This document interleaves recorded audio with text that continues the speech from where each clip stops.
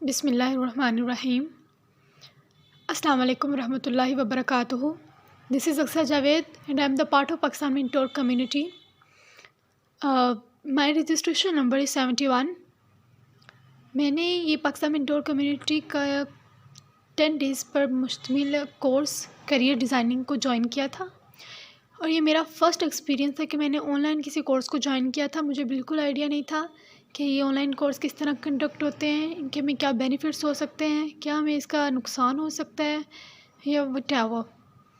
और मुझे ये भी बिल्कुल नहीं था पता कि किस तरह के लोग होंगे, किस तरह कम्युनिकेट करेंगे, क्या करेंगे। मैं इन सबसे बिल्कुल नाशना थी। But when I talk to आपी रिजवाना, मैं काफ़ी हद तक सेटिस्फाई हो चुकी थी और मुझे लग रहा था कि ये सेशन जो है कहीं न किसी हद तक मेरी इस्लाह करेगा और मुझे मेरी हेल्प करेगा।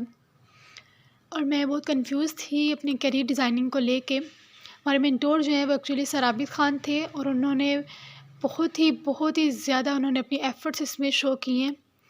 मैं उन्हें थैंक यू कहना चाहूँगी। और आई नो कि मेरा ये थैंक्स तो उनकी काविशों के लिए काफ़ी नहीं हो सकता, लेकिन एक छोटा सा ट्रिब्यूट ही पेश कर सकते हैं। और उन्होंने हमें जो सिखाया है वो काफ़ी हद तक हमारे करियर डिज़ाइनिंग को लेके हमारी हेल्प कर सकता है। और आज हम इन स्टूडेंट्स का हमारी सबसे बड़ी प्रॉब्लम ये है कि हमें ये गाइड करने वाला नहीं है।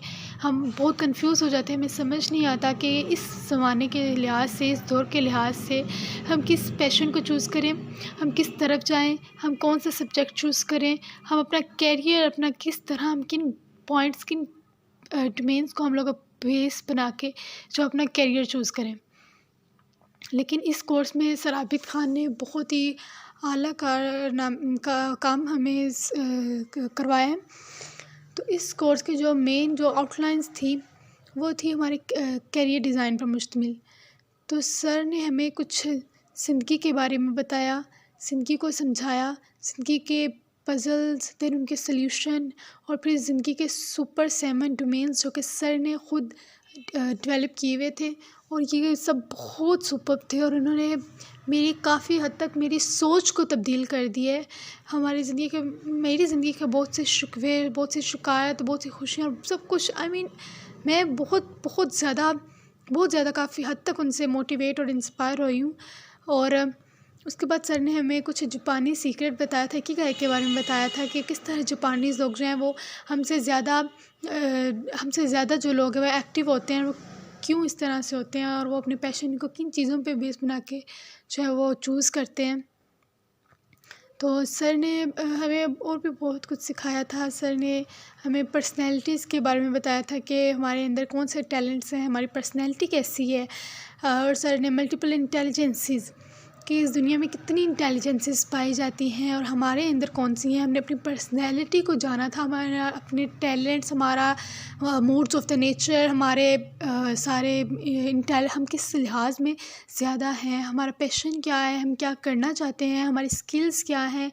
और इन सब में हम लोग आजकल तो हमें अपने लिए सोचने का टाइम ही नहीं मिलता और हम लोग नहीं जानते कि हम खुद चाहते कि हमारा पैशन क्या है, हमारी स्किल्स किस चीज़ में है। हमें इस बात का आइडिया नहीं था और ये बिल्कुल नहीं पता था कि हमें जो अपना कैरियर जो है वो इन बेसिस पर बनाना चाहिए कि हमारा पैशन किस चीज़ पे है, फिर हमारी उस पर स्किल्स हैं कि नहीं, फिर हमारा क्या आज के दौर में क्या ये चीज़ हमें लोग करती है, क्या ये हमारे लिए बेनिफिशियल, किस हद तक ये हमारे लिए बेनिफिशियल है।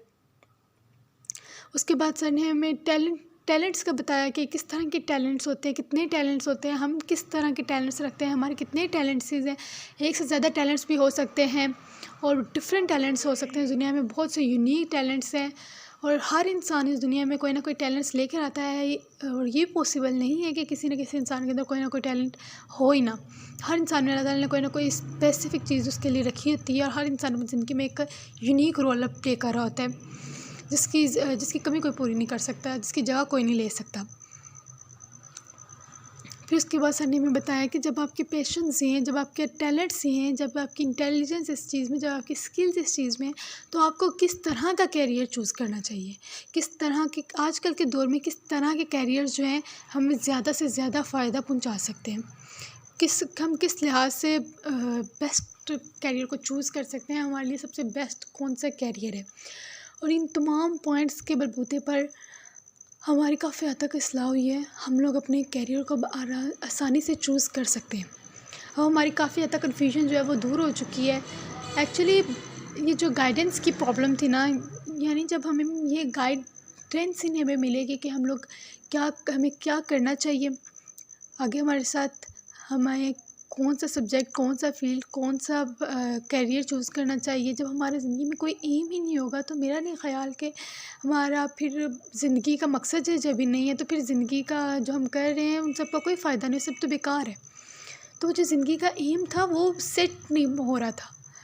तो वो सर ने हमें बताया कि हमें किस चीज़ को बेस बनाकर अपना बेस्ट हम लोग जो कैरियर को सिलेक्ट कर सकते हैं। ये सेशन बहुत ही अमेजिंग था और यहाँ का जो हमें समझाने का तरीका था वो भी बहुत ही अच्छा था। और मैम आपी रिज़वाना लियाकत बहुत अच्छी थी, उन्होंने हमें बहुत अच्छे तरीके से गाइड किया, बहुत अच्छे तरीके से समझा। और सर ने भी हमारे लिए बहुत कोशिशें की, अपना कीमती वक्त हमारे लिए निकाला और हमें गाइड किया।